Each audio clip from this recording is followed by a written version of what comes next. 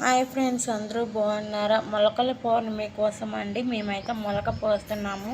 5 రకాల గింజలండి, సద్దలు, రాగులు, జొన్నలు, అంటే ఇంకా వడ్లు అండ్ కందులు అండ్ పెసర గింజలు అన్నీ కూడా గింజలండి, పప్పులు కాదు. ఇలా ఒక ముందు రోజు పగలంతా నానబెట్టి నైట్ ఇలాగా క్లాత్లో కట్టేస్తే మొలక వస్తుంది.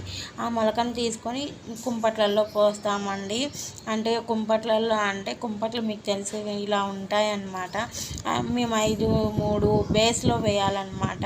మేమైతే 5 కుంపట్లు వేసామండి. ఇలాగ మరుసటి రోజు పొద్దున్నే మొలకలకైతే నీళ్లు పోస్తున్నాను. ఈ కుంపట్లకి అంటే 5 రోజులు పోయాలన్నమాట. అండ్ వచ్చేసి ఈ ఫెస్టివల్ గురించి మీకు ఎంతమందికి తెలుసో కూడా కామెంట్ సెక్షన్లో కామెంట్ చేసేయండి.